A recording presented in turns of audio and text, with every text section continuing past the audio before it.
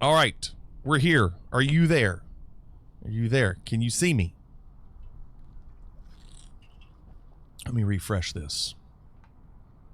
Make sure we're good. Yeah, looks good. Okay. Well, welcome. Welcome, everybody.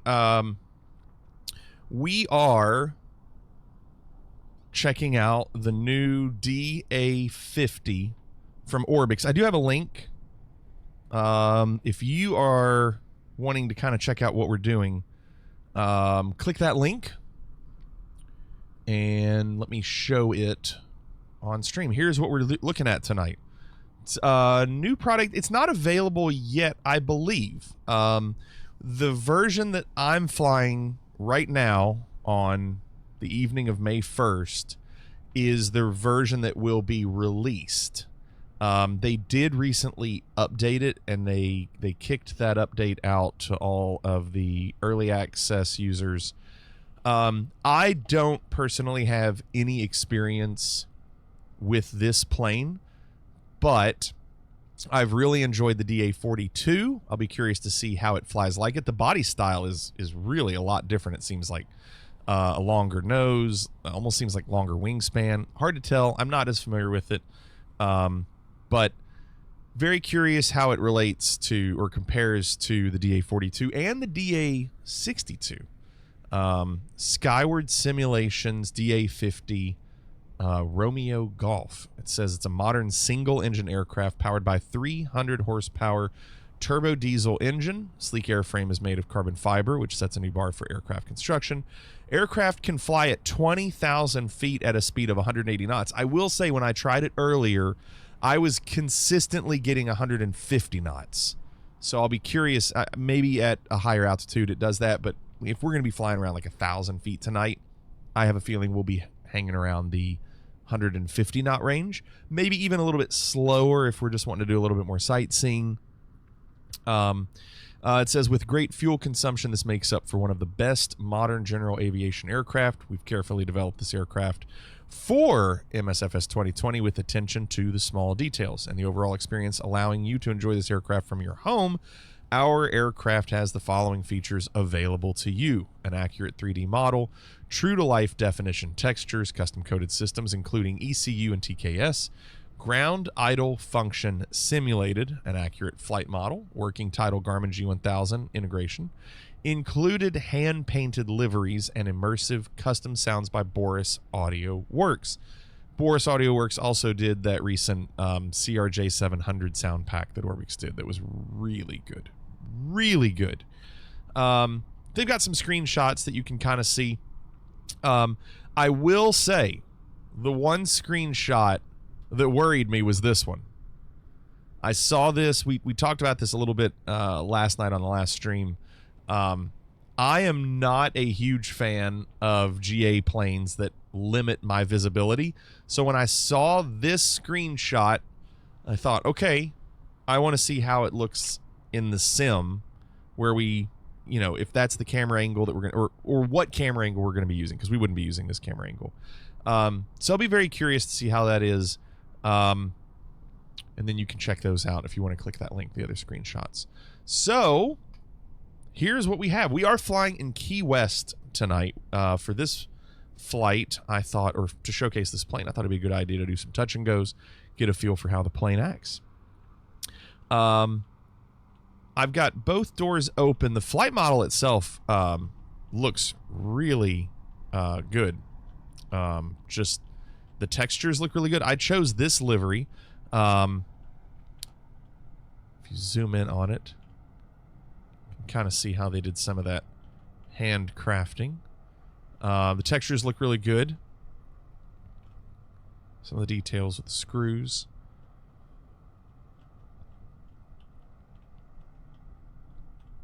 It feels very similar, at least in the tail, to the DA42. It's just that longer nose seems to be a very unique characteristic to this plane. Yeah, I mean, it looks really good from the outside. A lot of good detail. Look at that. Look at that landing gear detail.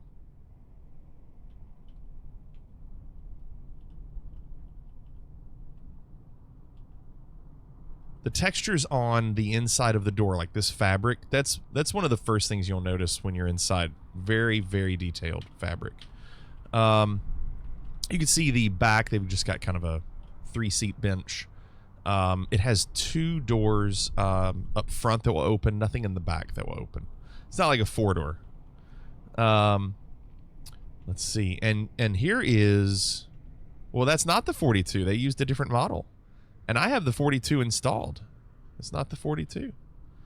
They're using a generic model. Dang, that would have been nice to be able to compare that, Max.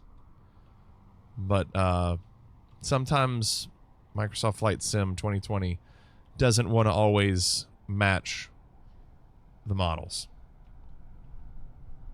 And I have it installed too.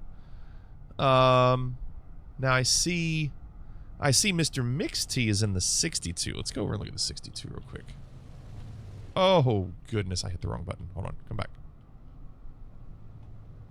Hit the reset button. So yeah, the tail feels about the same. I don't know. I'd be curious to know the difference in the wingspan, because there's something about the wingspan of the 50 that feels longer. Yeah, it feels longer than the 62, but maybe it's not. Maybe it's the winglets on the sides. Also, the nose on the 62 is long, but not. I don't think it's as long, or at least doesn't look like it. But that's the 62, and then going back, let's just compare one more time.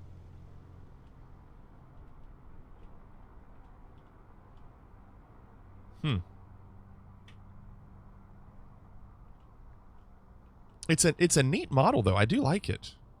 It's just unique. Okay, let's look at from the inside. So your default camera is here. Now, if I close the door,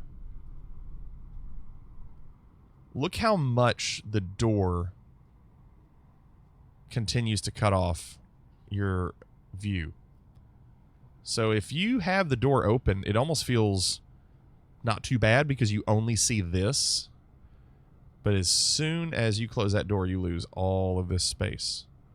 And I mean, it's not terrible. It's just something where if you are looking for complete visibility, the 42 just completely opens that up.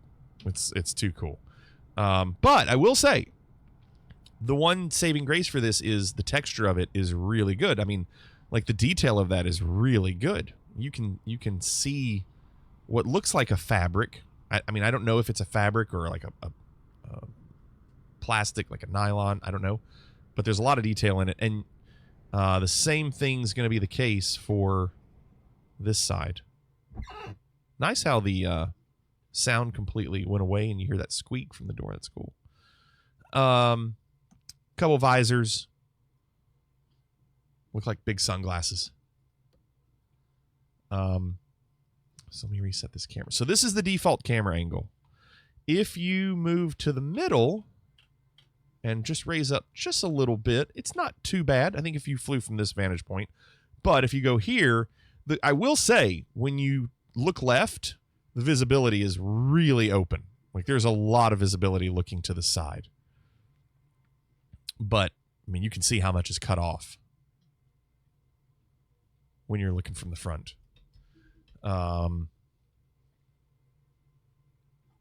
So yeah, if that's not an issue for you, cool. We'll find out as we fly if it's really, prohibiting our visibility or our view. Let's turn the engines on. From what I saw, and listen, I'm not a pro, but it's pretty easy to start. For me, I put the engine master on, and I held down the start button for like 3 seconds, and it's on. Plane's on. And it's 2 steps if you want to turn it on from nothing. You do have to make sure that your fuel selector here is on normal, but that's the default position. You don't have to move that. There's no mix, there's no propeller. It's just throttle only. So pretty easy in the center console. It also has cow flap here. If you want to open or close that. Has some environmental control. I already adjusted this because it was default to off, so I put it there.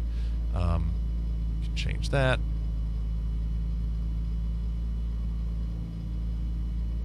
I cannot control that. I wonder why. I wonder if that's hold on. No, I didn't know if that was connected to pitot heat. Now, I will say there was one thing that I couldn't change, and I wondered if it would switch.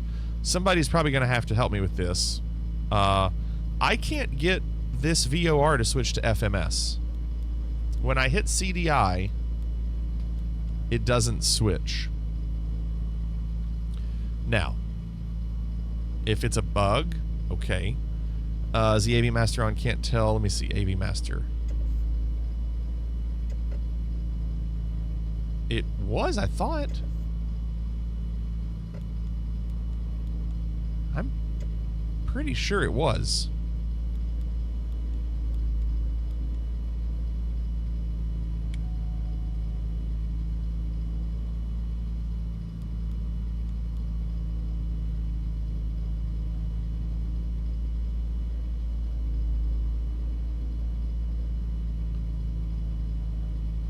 So I don't know if there is something I did wrong, but usually I can just hit CDI and it's done. I don't know if there's another step. It's just strange. See the feedback on the 1000 when he clicks it, but nothing happening. Yeah, so I click it. You can see that it highlights, but it doesn't switch.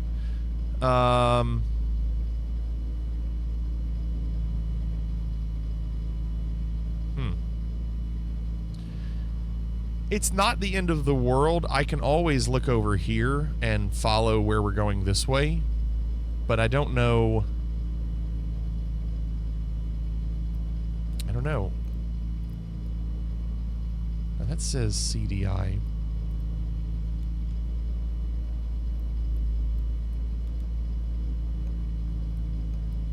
Can't change that course.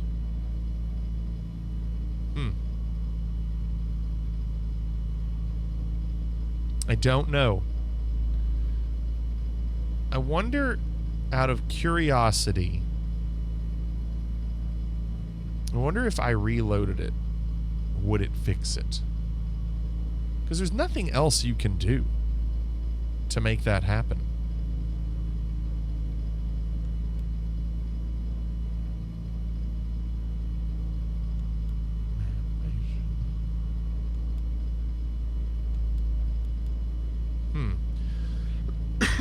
Well.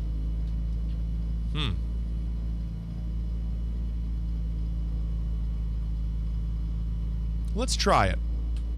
Let's restart it. Let's just restart it and see if it changes it. Okay, Aaron Priest, let me try that. Let's see here.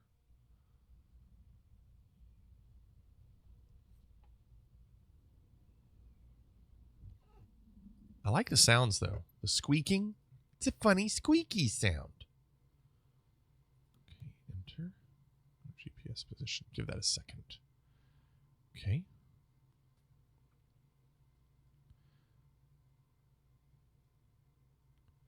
Keep wings level. Don't do anything yet. Not going to start the engines until that's done. Now, I will say it does say GPS here, but it'll probably change once this changes.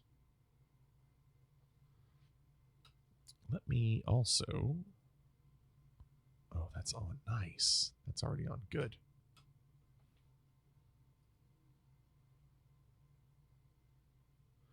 Looks better now. You previously had both displays showing the engine parameters.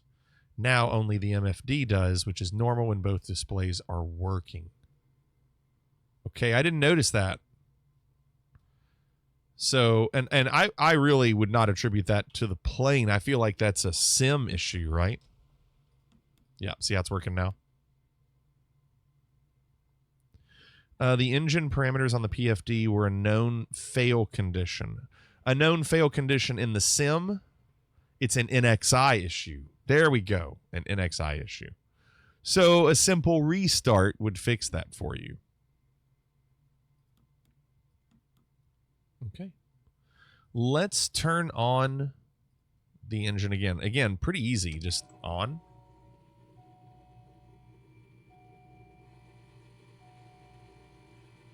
And press start and hold it. You got to hold it for a few seconds.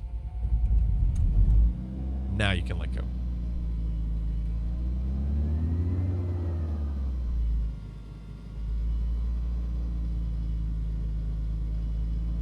Okay.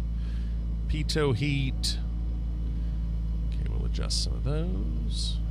Now we're in Key West. We'll keep that on cooler air. And we'll get taxi lights, position, strobe. Instrument lights will turn up. Floodlight a little bit, even though it's during the day.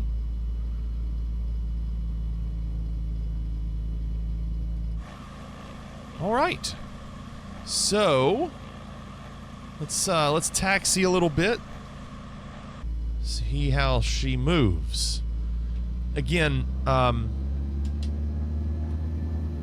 just checking out the view here with the way that door covers. You can see this is the default camera position. Let's see. I'm actually gonna go back the other way and take off from the opposite runway.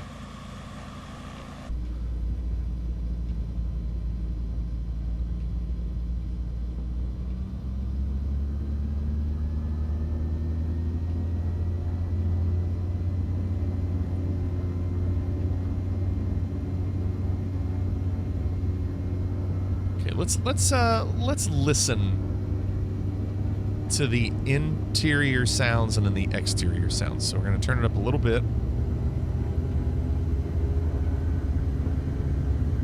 You can hear the gear vibrating on the runway. Now if I switch, listen how high pitch that is. When you drop the throttle, it is a low guttural sound, but man, when you crank it, it is a high-pitched sound. Wee.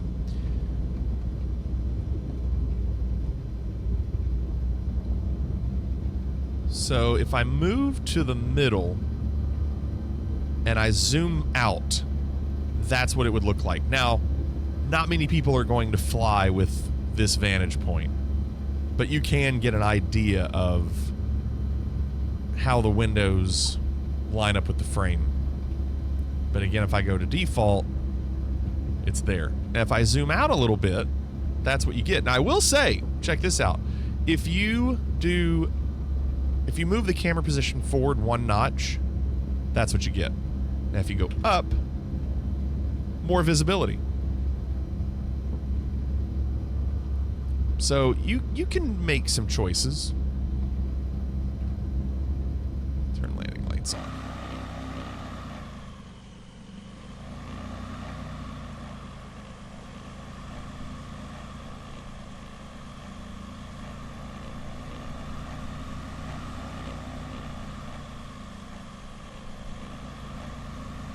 All right, let me, before we take off, let me do a quick rundown of what we're doing tonight with the flight. First things first, we'll adjust flaps. Let me show you tonight's flight. Afternoon reset. So here is tonight's flight. We're starting at Ocean Reef Club. This is the top of Keys, the Florida Keys. We're relatively close to Miami. And what we're going to do is we're going to do 24 miles down to the first airport, Tavanero Park. It's a grass strip, 2,000 feet. That'll be fun to land at. Then we'll do 33 miles. And really, we're just going to be following along this bridge. Then we will land at the Florida Keys Marathon International. That'll be good. Then we go 22 miles. And we do a quick one at Summerlin Key Cove. 2,300-foot runway. And then we have only 7 miles till the next one. Now, this is going to be a tough one because once we hit this, we have to turn left, come back, and get a good angle. Sugarloaf Shores is another 2,500-foot runway. What I'm going to do is I'm going to skip over Key West International. We're going to skip... Oh, no. This is Key West International. Sorry. This is Key West NAS. So we're going to skip NAS, land at Key West International, circle around, and come back into Key West NAS, which it also says it's called Boca Chica Field. Boca Chica Field. So all in all, the entire flight that we're doing is 110 miles. 110 miles. Mr. Mixed says, I've driven down that 7-mile bridge many times. I've always wanted to go here, and I've never had a chance. My band, before I joined the band, played here in Key West. We've had some offers to play here, and I hope we get to at some point. Would love to. All right, are we ready? If you don't have that plan loaded up, no sweat. Just follow us. So, let's do it. You'll have to pretend you heard the punch it sound effect because I got the sound effects off. Here we go. Punch it. You can hear it, can't you? Everybody can hear it. Ooh, it's pulling left really hard. Punch it.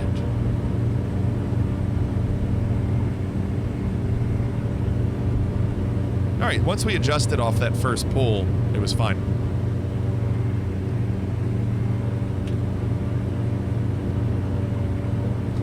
Gears up. Let's watch that.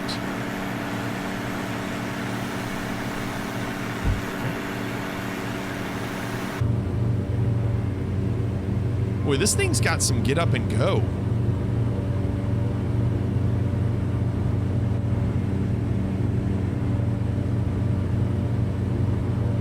Yes, I see. It is. It is. So now flaps up. Turn landing lights off.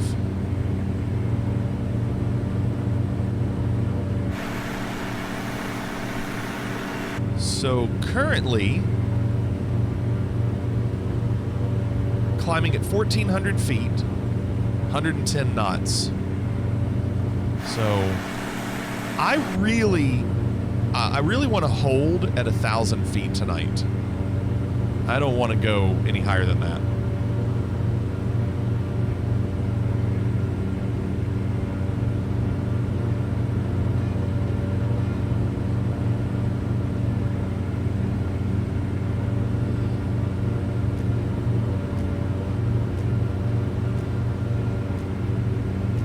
Turn the plane down just a little.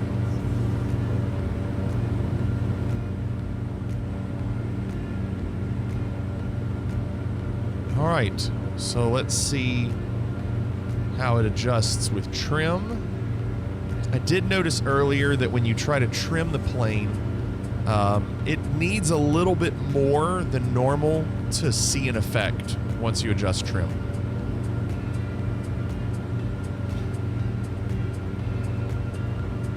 Single engine torque is what pulls you initially.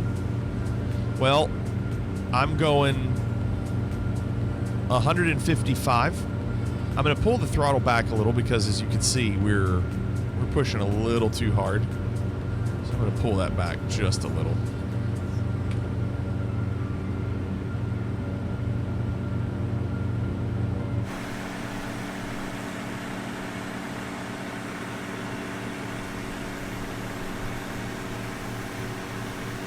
It handles really well. I mean, it's really smooth. Look, it's really smooth.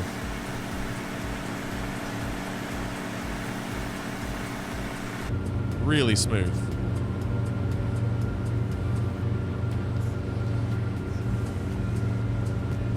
Evening, Wolfie. Okay. So now, if I look over here, it says that we have 6 minutes. 6 minutes until our first touch and go.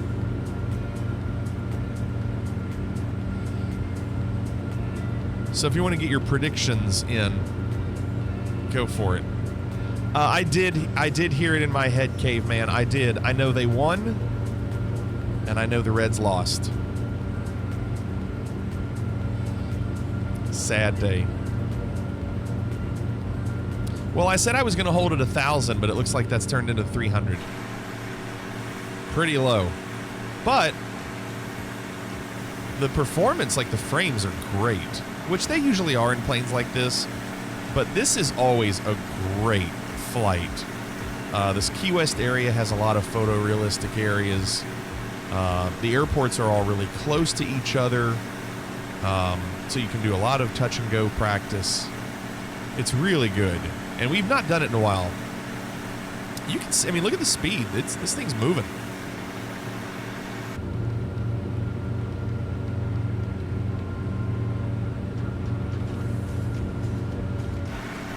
What's that? Can't tell what that is. Looks like a ship. Is that a ship? Or a cell tower? Probably a cell tower.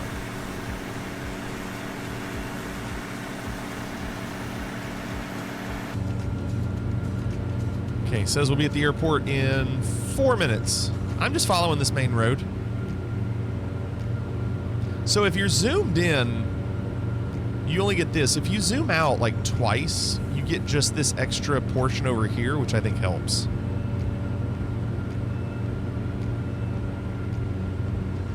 I did pull the throttle back just a little bit, so we're not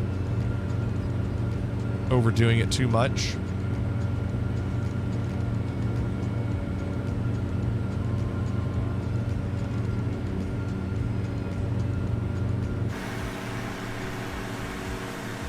Such a pretty area to fly.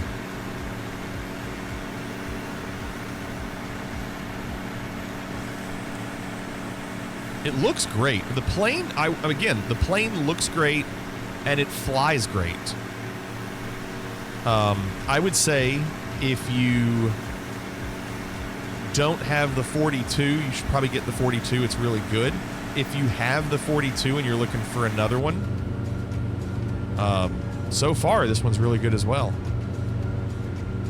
I mean, it does have, I know it has this blocking for visibility, but you still get a lot of space on the sides. I mean, that's a lot. I do like it. We'll see how it lands. That'll be the next test.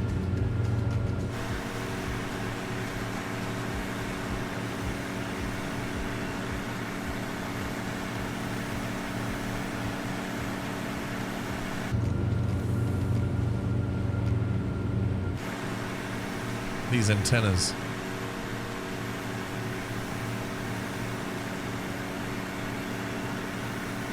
Dang. That one's large.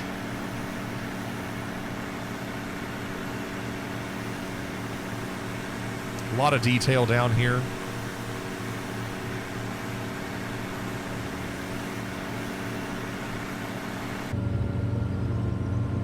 Says we'll be there in 2 minutes, 40 seconds.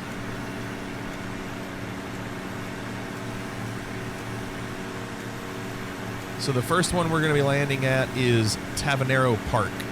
This one is the really short grass strip. Thank goodness we're doing touch and goes because I don't have to worry about slowing down too much.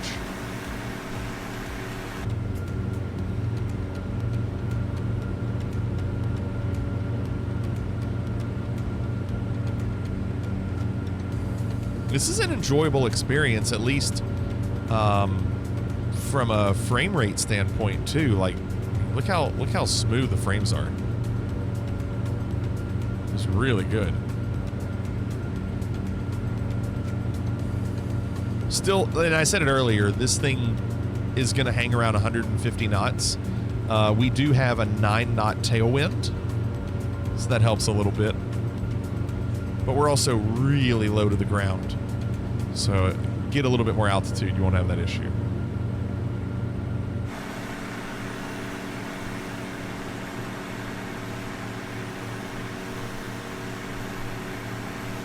Okay, this will be interesting. First landing of the night. Get your predictions in. We're going to slow down a little bit.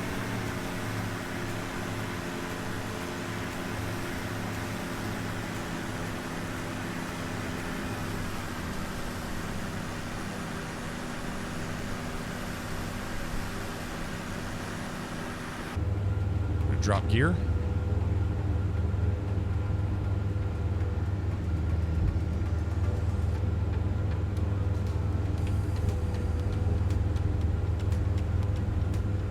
Just trim. Go flaps 1.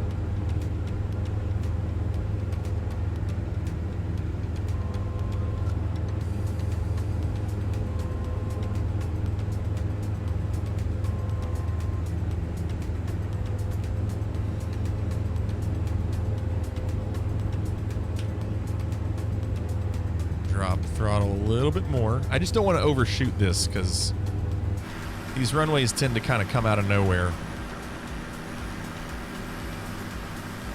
Here we go. Yeah, if you're not paying attention and you don't have markers, this one would be really tough to spot.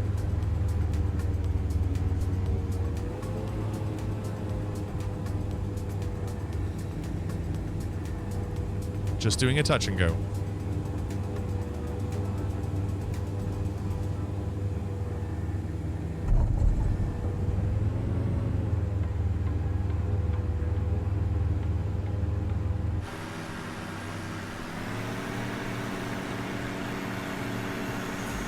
Okay, that's the first one of the night. We're just getting a feel for it. It seemed to, I mean, I landed probably faster than normal.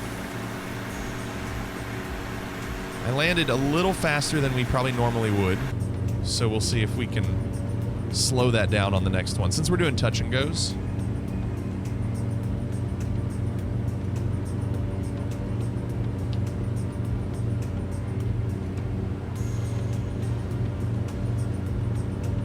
Aaron Priest, you stalled. Give it a second, Icy.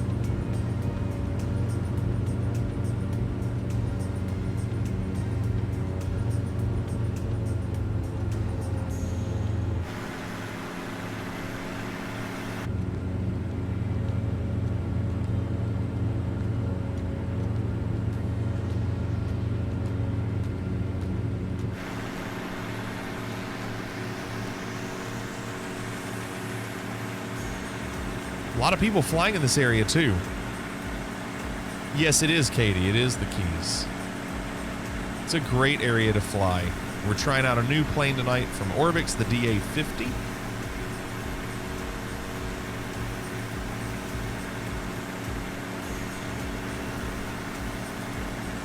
If you have the option to combine touch and goes into a single flight report, you won't have a landing rate unless you're on the ground for at least 30 seconds. Well, I saw the landing rate in LRM. It was a 185.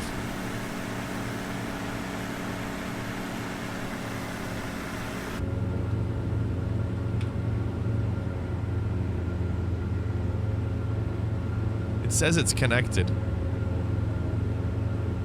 Here's what I got.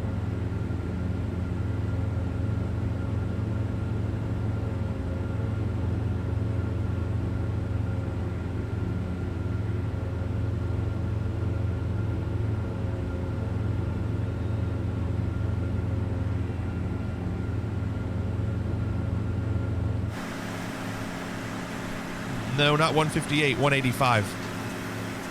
Not 158.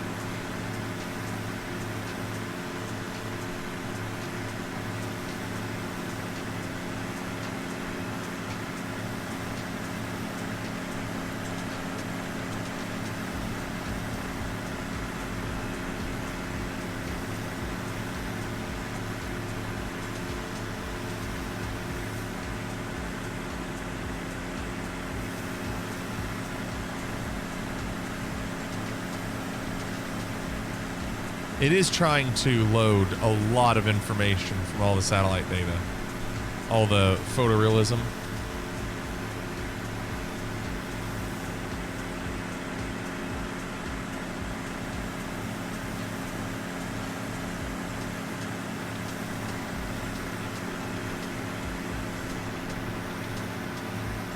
Let me look.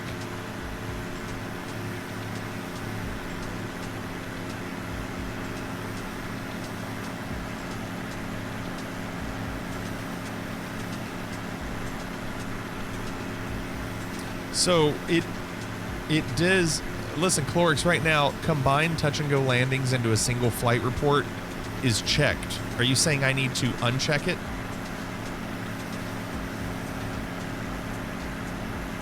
Uncheck, thank you. Done.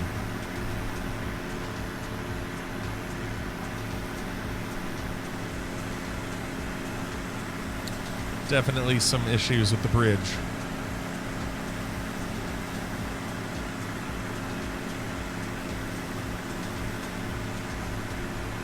We'll find out, Walk, on the next one.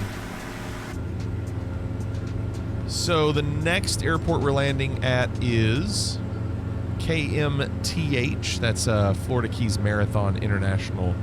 Much easier runway.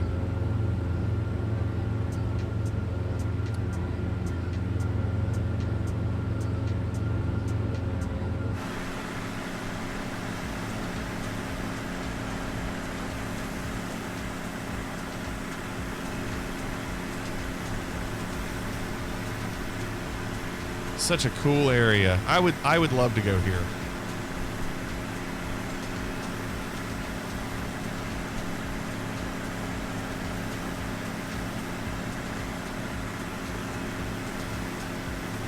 So the last landing we did, I landed a little faster than normal.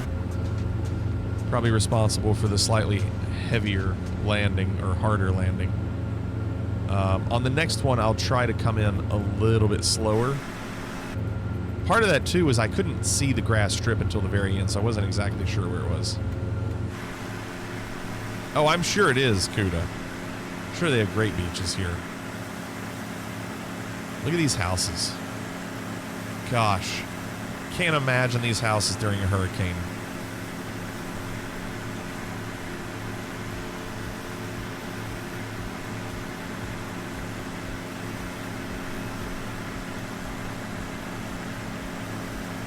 Yeah, I'm not going to do that gumbo.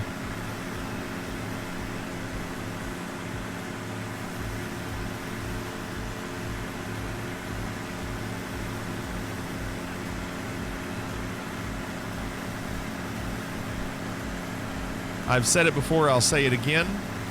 My wife would really, really struggle with these bridges.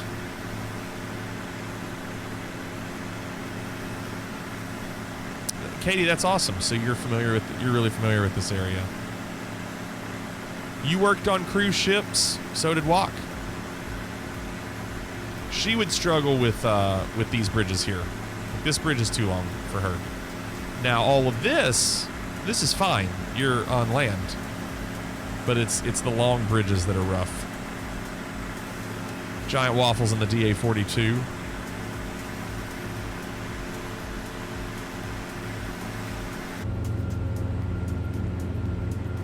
Says we'll be there in 6 minutes for the next touch and go.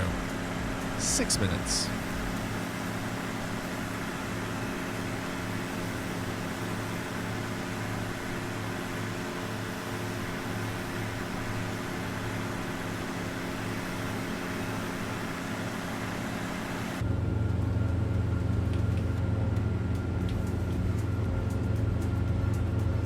How about that camera angle? It's actually kind of cool if you want to do it flying a little lower. That's kind of cool.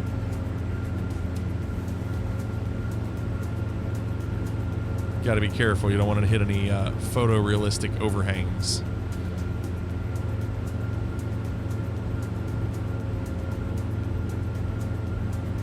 See how agile it is. Pretty cool.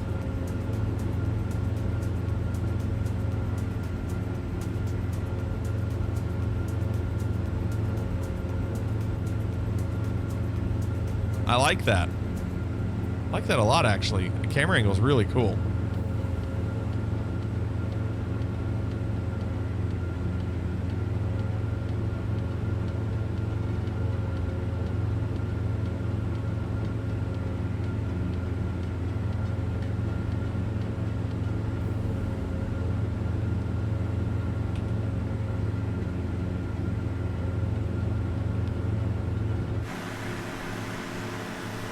Look at that. It wouldn't hurt Microsoft or Asobo to take another look at this area.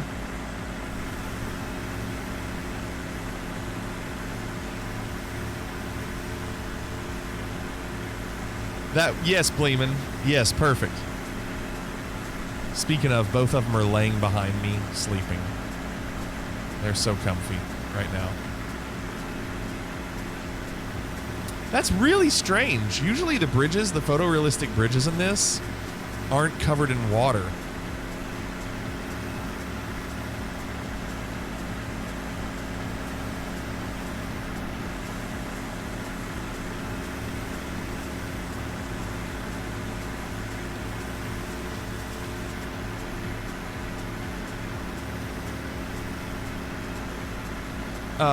I'm going to do the link again if you want to see what I'm flying, get a little bit more information about it. It's the DA50 from Skyward Simulations on Orbx. It is in pre-release right now. They just updated it, and so the version that I'm flying is the version that's going to be released, I believe, really soon.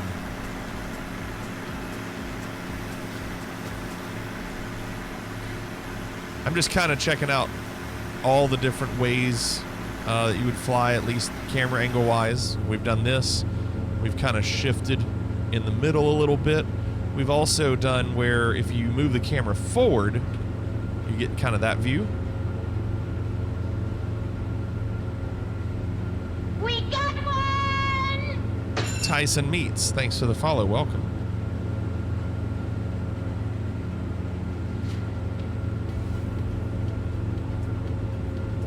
Okay, how much time? 2.5 minutes. 2.5 minutes till the next touch and go.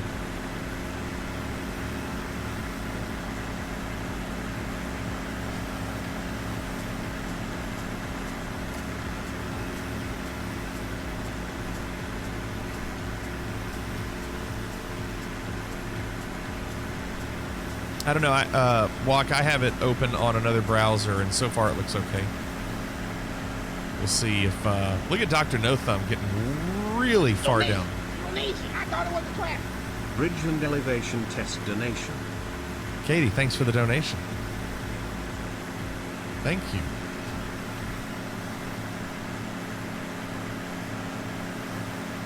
Man, Dr. No Thumb is down.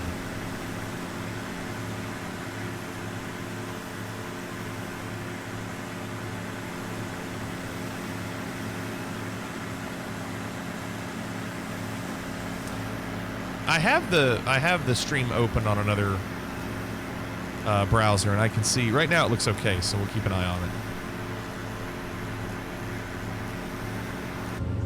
on it. We are getting ready to land.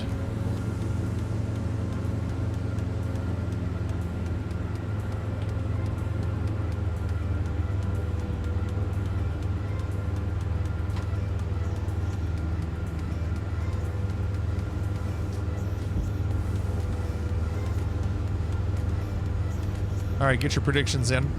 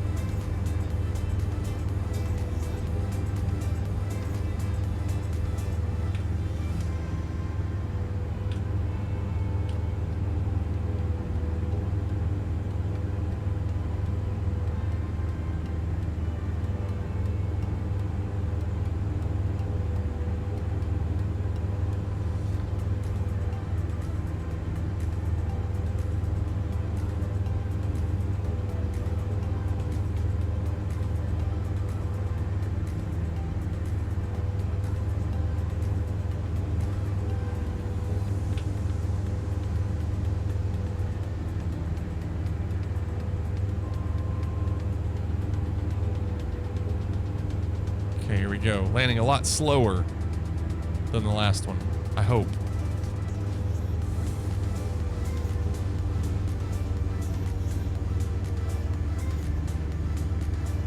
Touch and go only.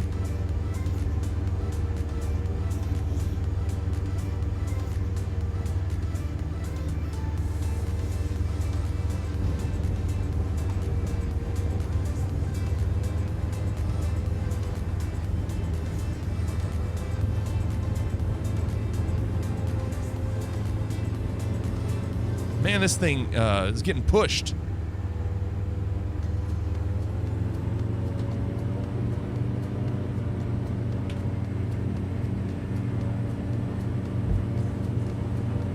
Side to side a little bit. That was better. A longer runway made that easier, though. Longer runway definitely made that easier.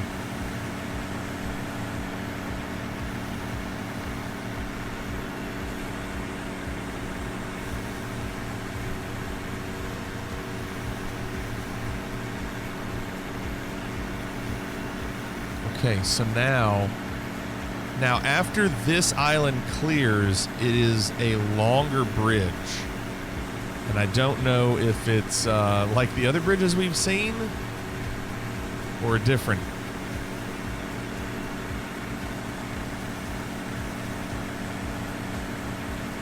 Some bridges are not photorealistic, and the ones, actually a lot of bridges are not photorealistic. If it's not a photorealistic bridge, then it'll usually look okay. And I'll try to get down a little lower so we can see it. Yeah, so you can see the buildings now are no longer photorealistic. They're all generic buildings.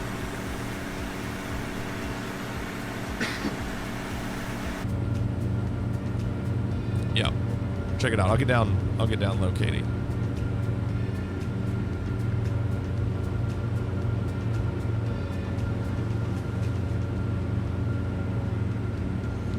So this is not a photorealistic bridge. This is just kind of a placeholder bridge, and therefore it looks fine.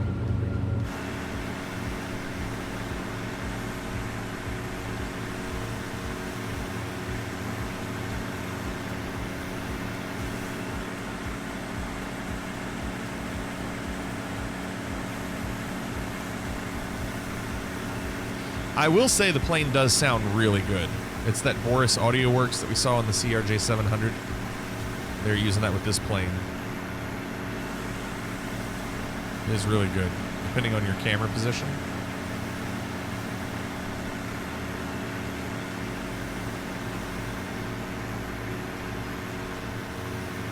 This looks like the exact same place at the end of True Lies. Remember the bridge scene at the end of True Lies? Yeah, Katie, Boris Audio Works does a lot of sound design for these planes. They did the CRJ700 audio, and it's great. And they did this.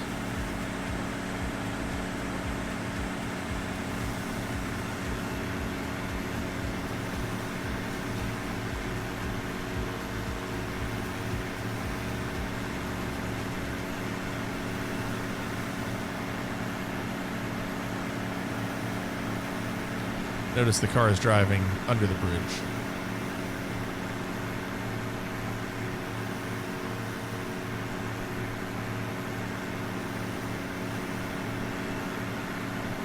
This would be a bridge my wife would struggle with.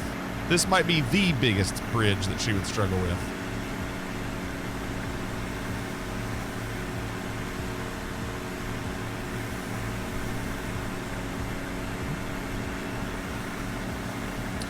It was in this area for True Lies. For the bridge destruction scene, the crew actually filmed at the 7 Mile Bridge in the Florida Keys, joining Bahia Honda Key and Key Vacay. The old 7 Mile formerly functioned as a railway bridge. It dates to 1910 and once had the Overseas Highway US 1 running through it. Nice, Bleeman.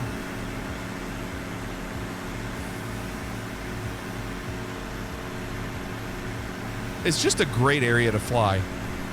And honestly, if you're wanting to test a plane, this is a great area. The scenery's great. It's photorealistic, so you've got that where you can kind of push the limits a little bit. And there's a lot of opportunities to land and do some touch and goes like we are.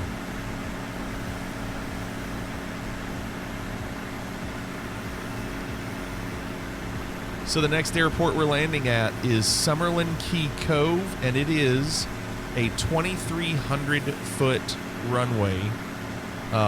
It's not grass, but it is a shorter runway, so maybe not the best landing. Let's see. And we're probably like 7 miles away from it. And then right after that, we have another airport immediately 7 miles after.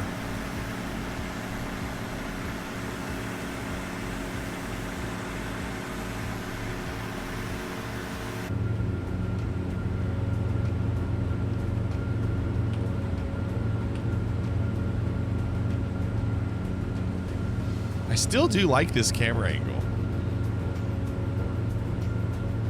It's just cool. It's a very cinematic camera angle.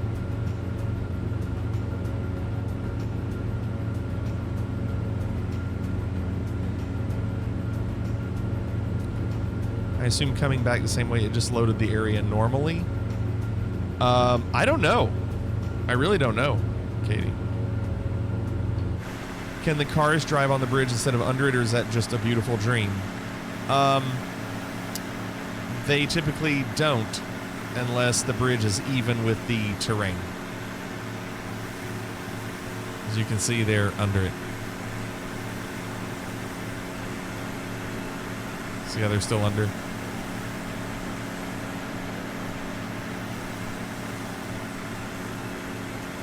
All right, I think we're getting ready to land. Getting close. It says we're 2 minutes away.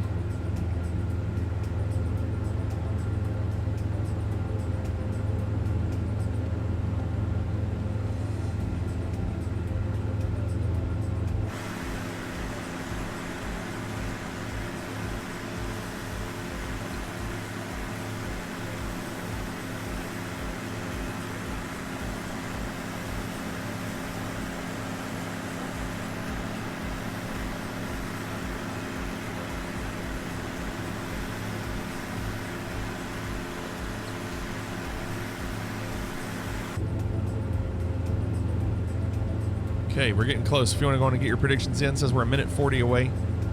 Drop gear.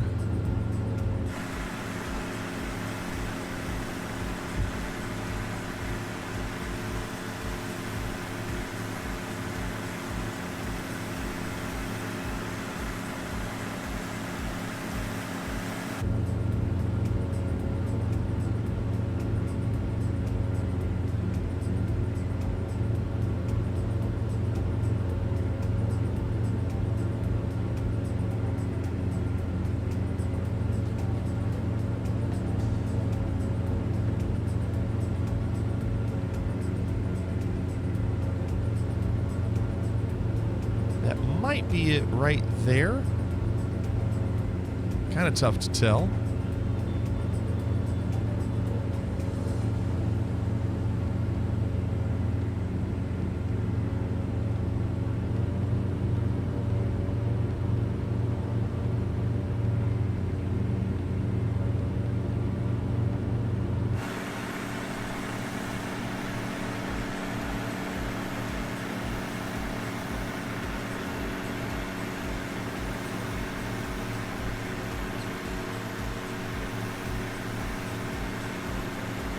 Oh dear. Is that it there? Oh, I hope not. Oh, I think it is. Oh, this is bad.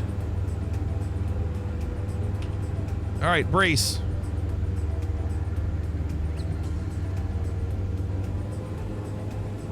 Let's see how quick it slows down.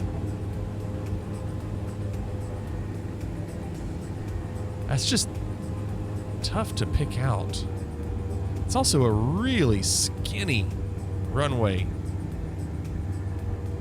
Look how narrow that is.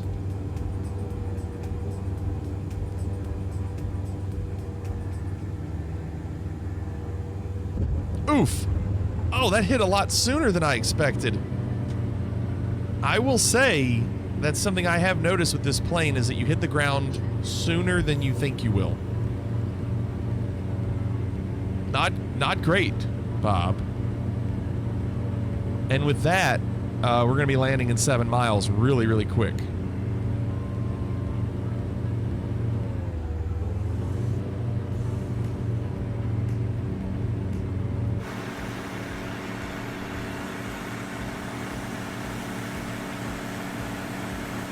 I guess I'm used to some of the other planes where I feel like I've got a little bit more room before I actually make contact with the ground.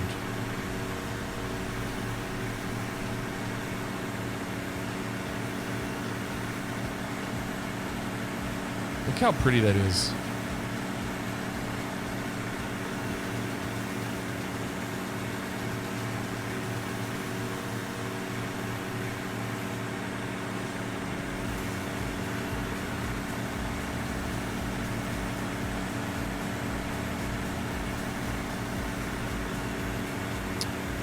Cujo Key? T-A-R-S Cujo Key. Or Cujo. So the next one we're landing at is Sugarloaf Shores, and it's a 2,500-foot asphalt runway. Yes, it is the Florida Keys. That's where we are right now. And we've already gone more than halfway. And we're going to be going all the way to the bottom part of the Keys and landing at Key West International. We're showing the new DA50 from Orbx. It's going to be released soon. That's the link if you want to check out the plane.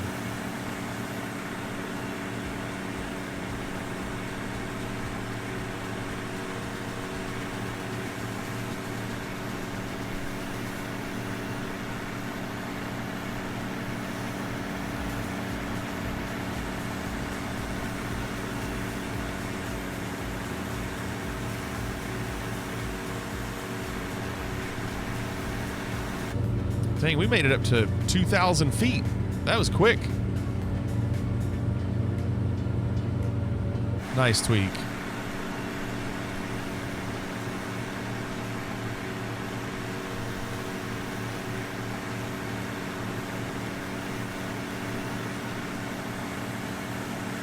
Wow, Icy. That's pretty crazy, Icy.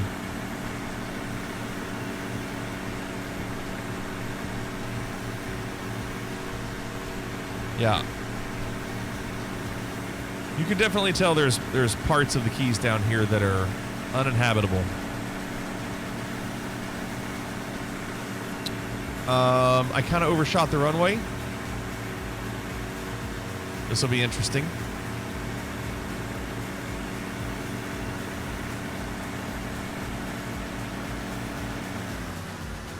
Here we go. You ready?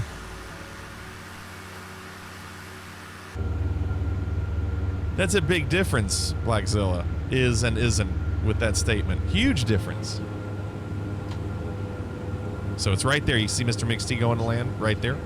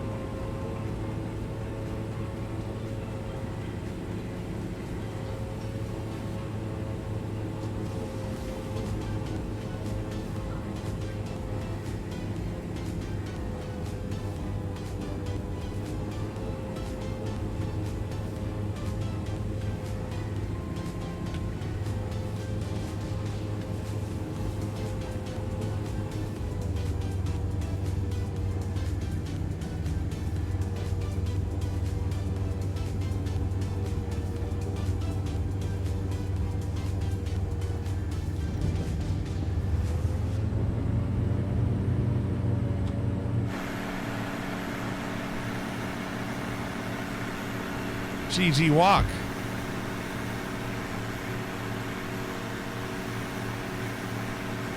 All right, the next one is 11 miles away. It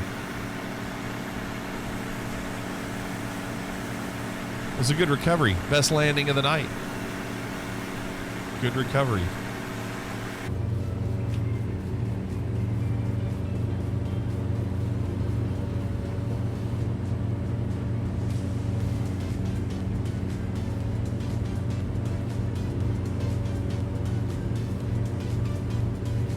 So that now what we're going to do is we're going to the far end of the Keys, and we're going to land at Key West International, or do a touch and go there, and then we're going to circle back and land at Key West NAS, Boca Chica Field. It's the largest airport here, and I wanted to end there last.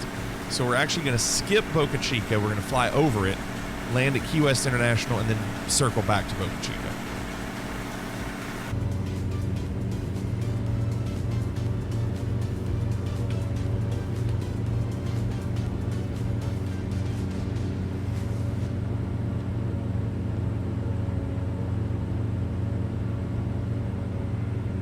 That's interesting, Bleeman. That's interesting that you all are seeing the landing rate before you're actually seeing me land, aren't you?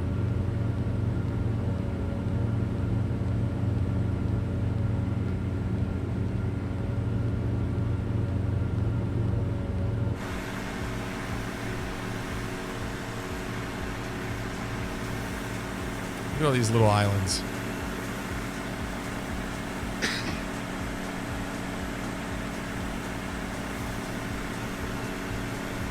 I tell you what, this is a long drive. This would be a long drive. Like if you had to drive from Miami to the southern tip with bad traffic, I imagine it would take like 4 hours. Maybe more.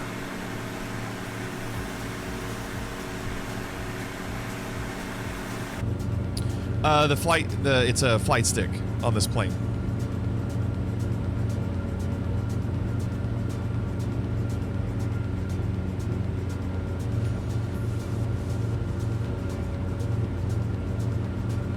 Good guess. The drive to Key West takes approximately 4 hours from Miami, 159 miles. Driving the overseas highway is a one-of-a-kind experience. You'll see some of the most spectacular scenery in the state, I bet. Bleeman said it was 30 to 45 seconds from landing. That's not right. Wouldn't it be like 3 seconds with stream delay? So this is the airport we're going to land at the end. We're not landing at this one now. This will be our final destination.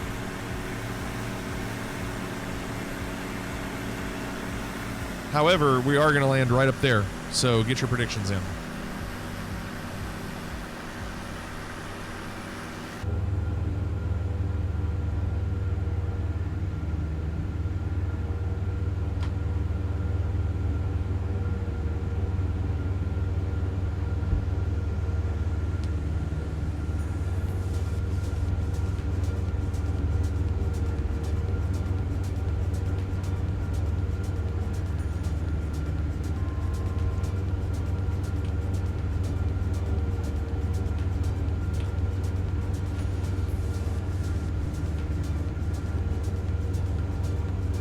What a great place to fly.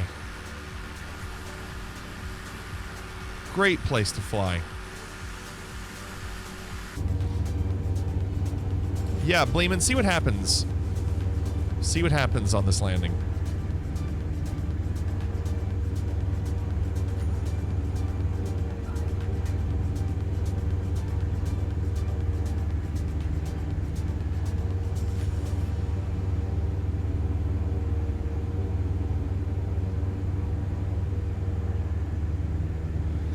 Plato, I like it a lot. It controls really well. We were talking about the visibility. It does cover it a little bit, but that's not been an issue as I've been flying. I've been flying a little bit of external view as well.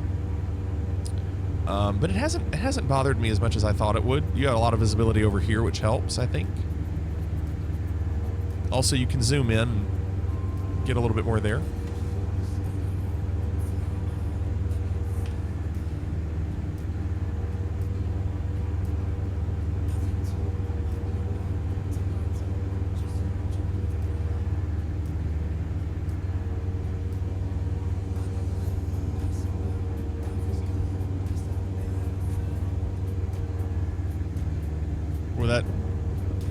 That is really steady. Like, I mean, it didn't sink at all. So, Bleeman, how long did that take? You're welcome, Walk.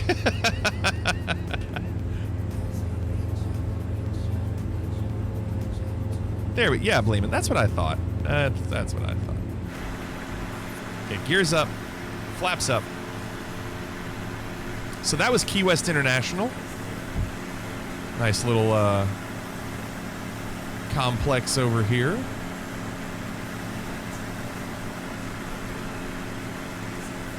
So what we're gonna do is we're gonna circle back, do a little bit of checking out this area back here. Look at how pretty this is. And then we'll go back to land at the larger airport we originally flew over. That could be the case, Bleeman, yeah. That could be the case.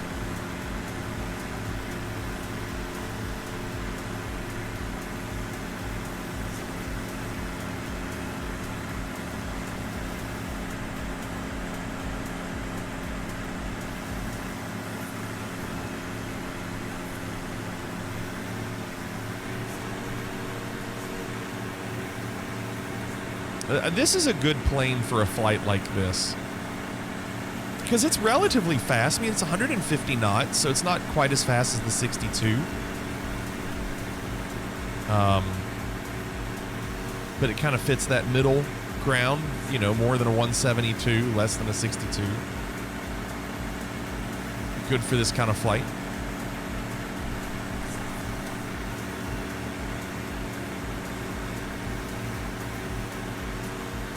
Yes, I'm sure we have clearance to land at the naval base. We have to.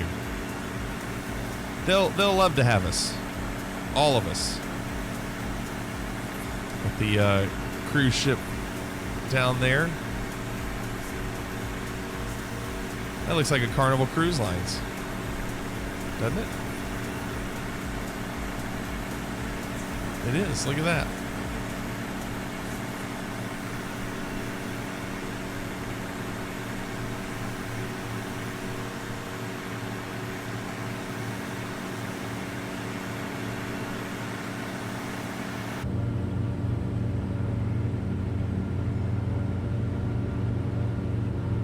All right, this will be the final landing of the night. So we'll get an idea of how it does when we're not doing touch and goes. That's pretty out there. I'd just love to go here once. I think it would be neat to go to once.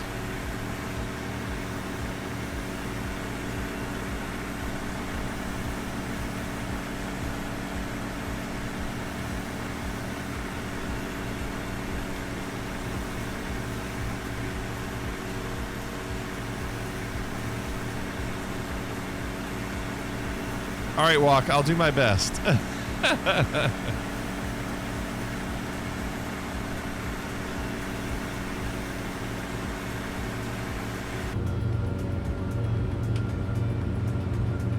of following Mr. Mixty in.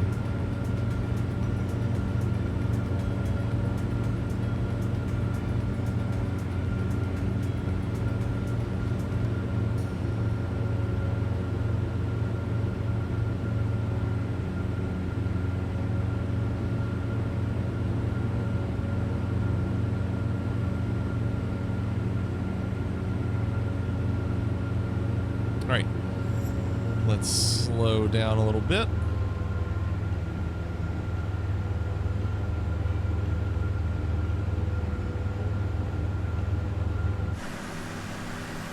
Drop gear.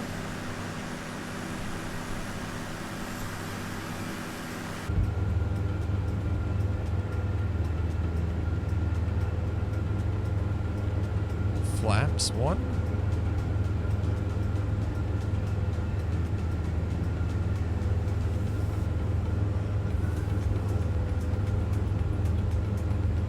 Off Dan's, absolutely. Yeah. Yeah, absolutely. I'm capped at 60. I actually have my sim capped at 60, so when I'm in airliners, it doesn't try to do more and just melt my PC. 60 is great. I don't need more than that. So we definitely have 60 right now in this. I mean, you can see it's beautiful, beautiful frames. They're so good right now. In a GA aircraft, I mean, it's usually going to be 60. I'm also using a frame gen mod that uses AI to double your frames.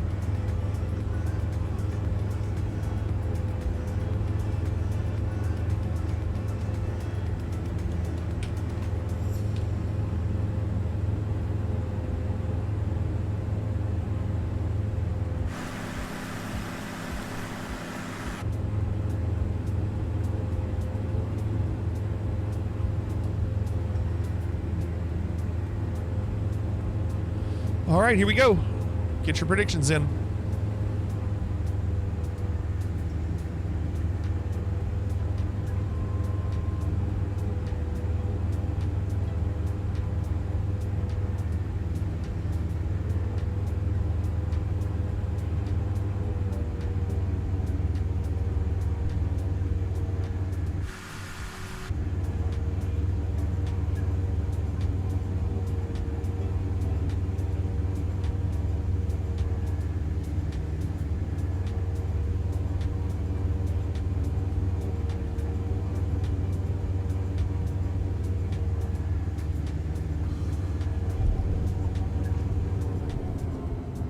Immediately pulls to the left. Sorry, Walk. It wasn't a bad landing. I thought it was pretty good. It wants to pull really hard to the left.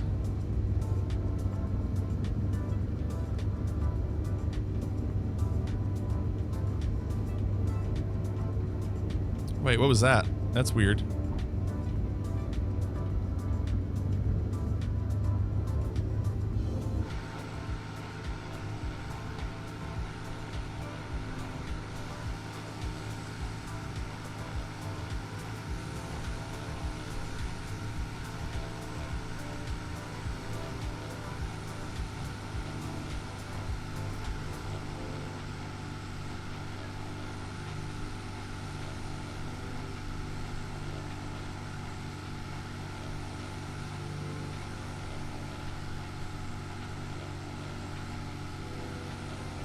I think I'll go join Mr. MixT and reset.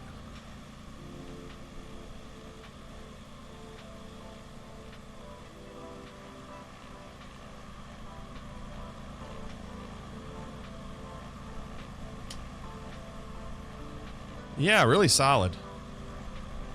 That's a good plane, you all. It flew really well. Relatively easy to land. I think the only thing was that the wheels would touch the ground sooner than I was expecting. But once you realize that and you give it a little more time, or I guess less time, still really good, yeah. And it was a cool flight. Yeah, that's a great area to fly, just from the top to the bottom. This plane is designed for that kind of flying. It's not too fast where you miss all the scenery. It's not too slow where you get bored with it. It's really good. This was something to do with the change in joining flight reports. Gotcha. Okay, Walk. Gotcha. So yeah, really solid. Again, let me link it. That's the plane, the DA50. It will be released soon. The version I was flying tonight was the most up-to-date version, and it is the same version that they're going to release.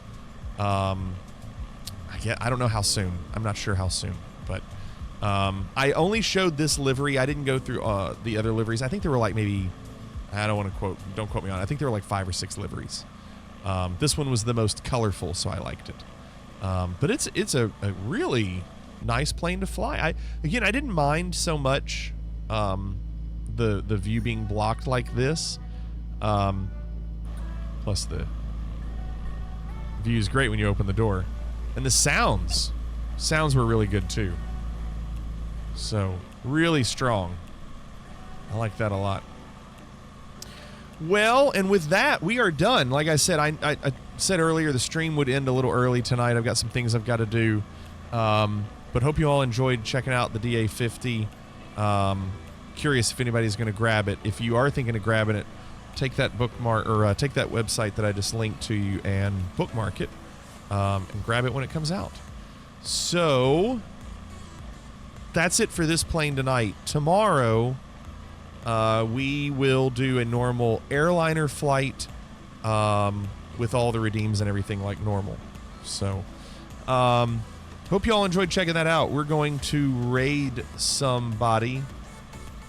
Let me look. Give me a second. Who do we have? Sparky's, Wilt Chilmay's doing a little DCS. Charlie Foxtrot doing some flight sim. I think he just landed. B-Dub's doing VAT sim. Whizzical might be doing something else.